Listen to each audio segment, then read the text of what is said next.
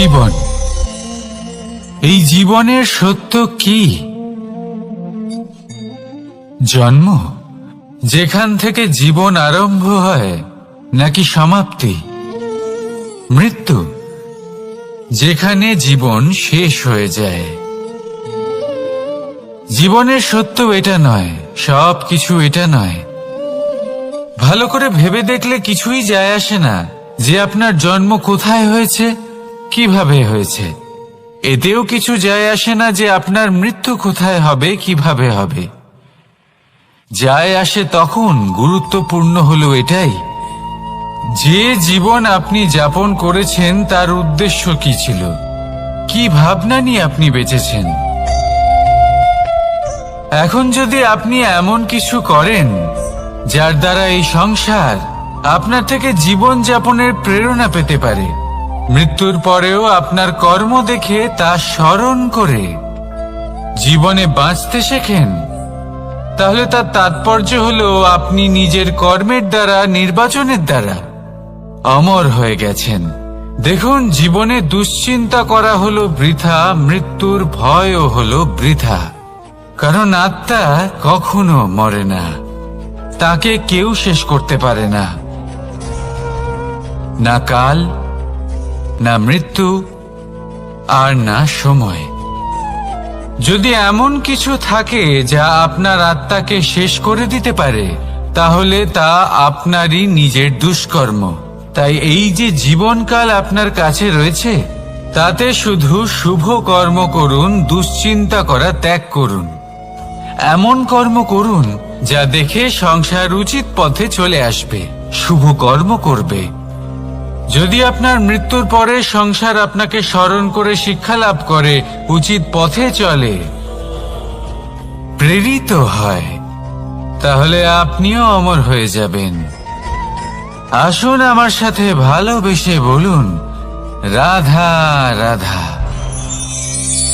কথায় আছে, যা কিছু অন্তর থেকে নিঃসৃত হয় তা অশুভ হয় না। অশুভ হলো সেই বোধ, সেই ইচ্ছে যা অন্তর থেকে নিঃসৃত হলেও কখনোই বিবেকের দ্বারা পরখ করা হয় না।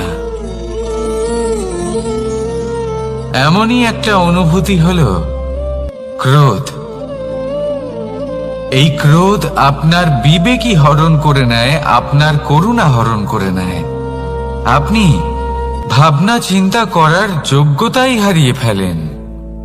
এবার যদি আপনি সংসারকে নিয়ন্ত্রণ করতে চান, ভবিষ্যতের ওপর নিয়ন্ত্রণ রাখতে চান, বর্তমানের ওপর নিয়ন্ত্রণ রাখতে চান, তাহলে প্রথমে নিজের ক্রোধের ওপর নিয়ন্ত্রণ করা শিখতে হবে।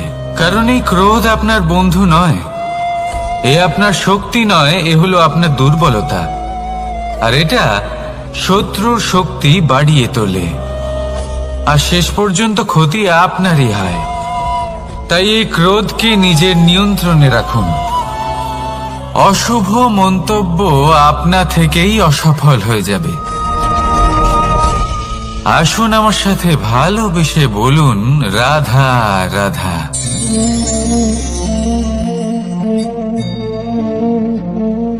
প্রশান্তি জড়িত নিদ্রা মানুষের জীবনের একটা অত্যন্ত গুরুত্বপূর্ণ সুখ এবং প্রয়োজনীয়তাও।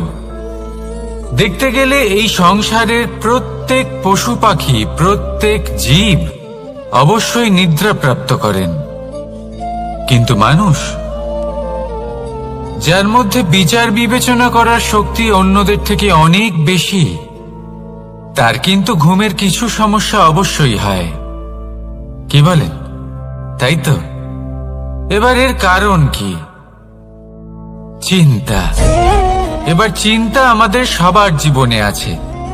আমরা সকলে জানি যে চিন্তা কখনো আমাদের সাহায্য করে না, তাও আমাদের জীবনে আছে। কেন?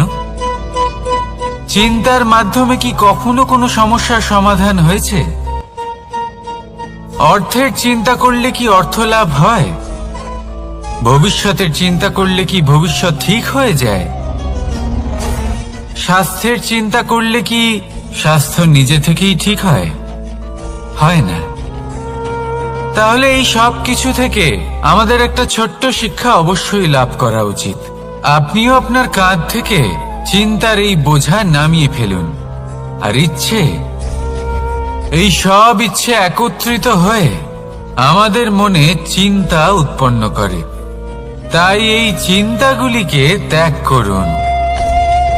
প্রকৃতির প্রেমের ওপর বিশ্বাস রাখুন। মনে রাখবেন, যিনি চিন্তা মুক্ত হবেন তিনি চিতা মুক্ত হবেন। সুখের নিদ্রা প্রাপ্ত করুন, আর নিদ্রায় যাবার আগে আমার সাথে ভালোবেসে বলুন, রাধা রাধা। মহাদেব, সেই দেবতা যিনি মহান, যাকে দেবতাদের দেবতা বলা হয়, যিনি হলেন আমার আরাধ্য। কখনো আপনার মনে এই প্রশ্ন এসেছে যে শিবকেই কেন মহাদেব বলা হয়, অন্য কোনো দেবতাকে কেন বলা হয় না? সেই কারণ মহাদেবের মধ্যে, ওনার মধ্যে এমন এক বিশেষ গুণ রয়েছে যা অন্য কারোর নেই। তা হলো নিঃস্বার্থ হয়ে মানুষের সেবা করা। যদি প্রয়োজন পড়ে, যদি সৃষ্টির পথে বিনাশের কালো মেঘ ছেয়ে থাকে, তখন নিজের প্রাণের চিন্তা না করে হলাহল পান করার জন্য প্রস্তুত থাকেন মহাদেব। আর এই অদ্বিতীয় ত্যাগের জন্যই শিবকে মহাদেব বলে ডাকা হয়। এবার যদি কোনো মানুষও নিঃস্বার্থ ভাবনার দ্বারা নিজেকে অর্পণ করে দেয় এই জগতের কল্যাণের জন্য, মানুষের সেবার জন্য, তাহলে তিনিও মহাপুরুষ, মহামানব হতে পারেন। যদি কেউ অভুক্ত থাকেন, তাহলে নিজের থালা থেকে অর্ধেক খাবার তাকে দিয়ে দিন। যদি কেউ অসুস্থ হন, তাহলে তাকে সেবা করার, চিকিৎসা করার চেষ্টা করুন। এই জীবন শুধু নিজের জন্য নয়, অন্যদের প্রতি, সমস্ত সংসারের প্রতি উৎসর্গ করুন। যদি এইসব মানুষ শিখে যান, তাহলে তিনি মহাদেবের পথে অগ্রসর হতে পারেন। যদি মানুষ নিঃস্বার্থ ভাবনার দ্বারা এই সংসারের সেবা করতে শিখে যান, তাহলে তিনি নিশ্চিত রূপে মহামানব অবশ্যই হতে পারবেন। আসুন আমার সাথে ভালোবেসে বলুন, রাধা রাধা। স্বর্ণ, হীরে, মুক্ত, মানিক, এই সব কিছুকে আগে পাথর বলা হতো। তাহলে এমন কি হলো যে এদের রত্ন বলা হয়? আর রত্ন তা বাস্তবে আসলে কি?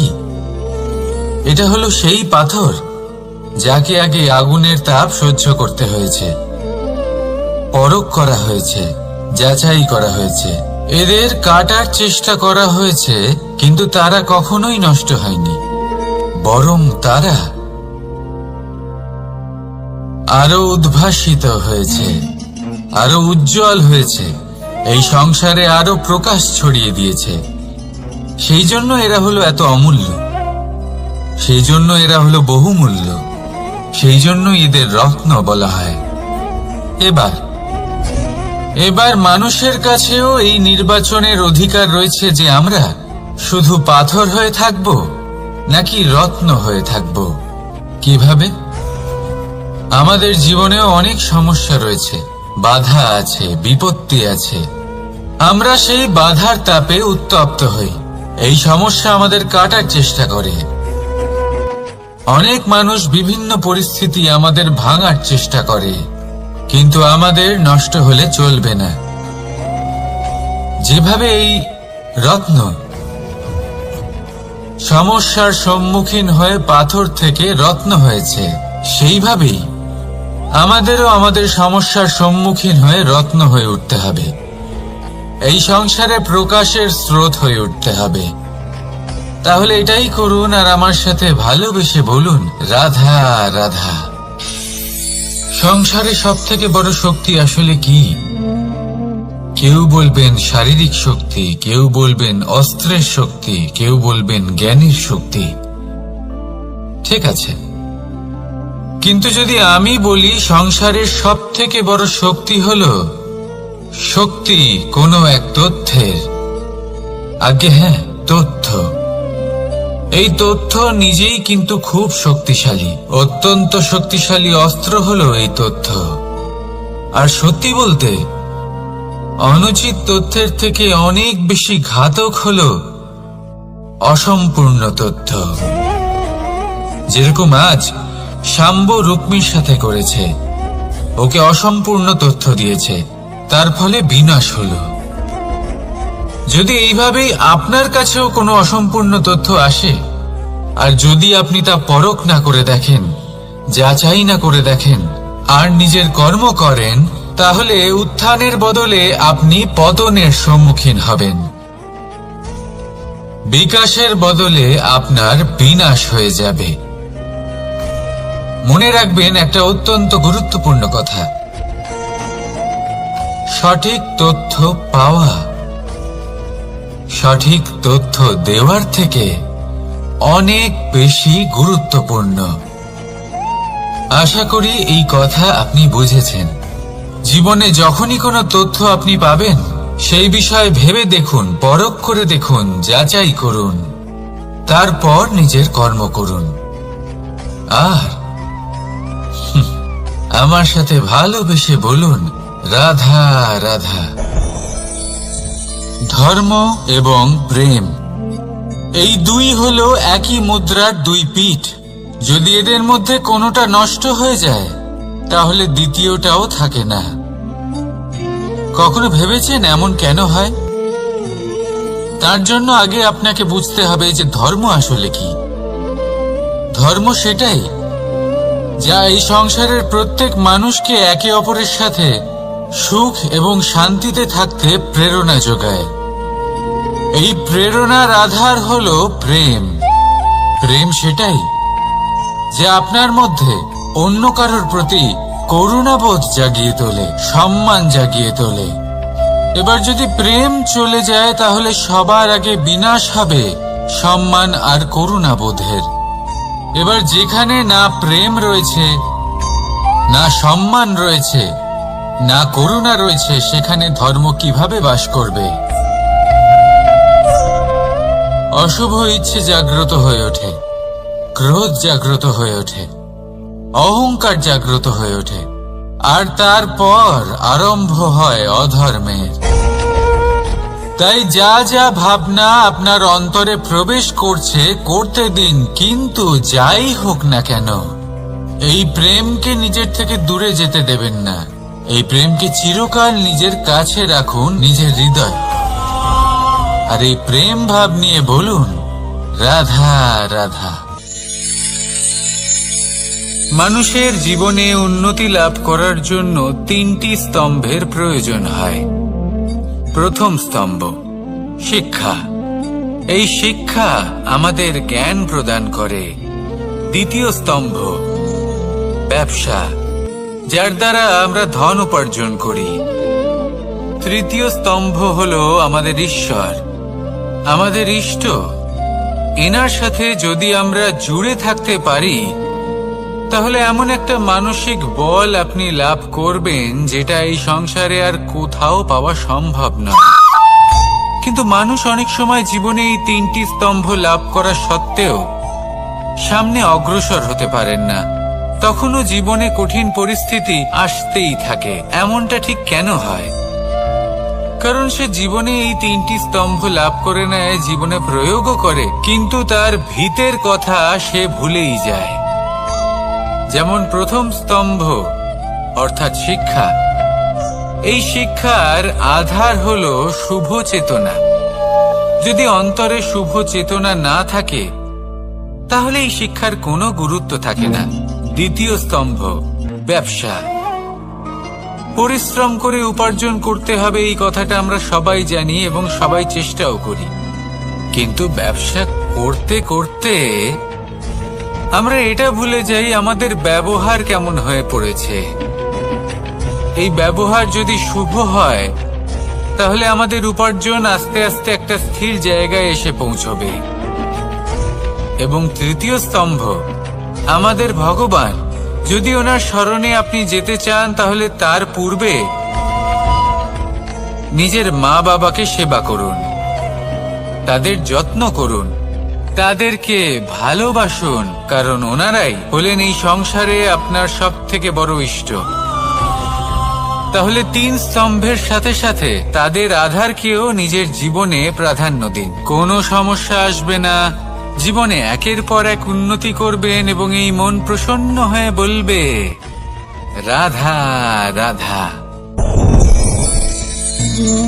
সুখ, দুঃখ এবং শক্তি, এই 3 হলো এই সংসারের ত্রিদেবের মতো। আমাদের জীবনে যা কিছু ঘটছে এই 3টির ভিত্তির উপরেই হচ্ছে। আসলে এই সংসারের একটা নিয়ম আছে, যখনই আপনি কিছু লাভ করেন এই সংসার আপনার পরীক্ষা নেয়। এটা জানার জন্য আপনার পরীক্ষা নেয় যে আপনি যা কিছুই লাভ করেছেন আপনি কি আদৌ সেটার যোগ্য কিনা। ঠিক সেইভাবেই এই সুখ, দুঃখ এবং শক্তি আপনার পরীক্ষা নিয়ে থাকে। যখন সুখ আসে তখন সে আপনার পরীক্ষা নেয় যে আপনার মধ্যে অহংবোধ জাগ্রত হয়নি তো। যদি অহংবোধ চলে আসে তাহলে সুখ সেখানেই সঙ্গ ত্যাগ করে। দুঃখ আপনার ধৈর্যের পরীক্ষা নিতে থাকে, আর যদি আপনার মধ্যে ধৈর্য না থাকে তাহলে এটা আপনাকে আরো বেশি দুঃখের গভীর অন্ধকারে ঠেলে দেবে। সেখানে শক্তি পরীক্ষা নেয় আপনার বিনম্রতার। যদি আপনি বিনম্র না হন তাহলে হয় এই শক্তি আপনার সঙ্গ ত্যাগ করবে, নয় এই শক্তি বিনম্রতার অভাবে আপনার পতনের কারণ হতে পারে।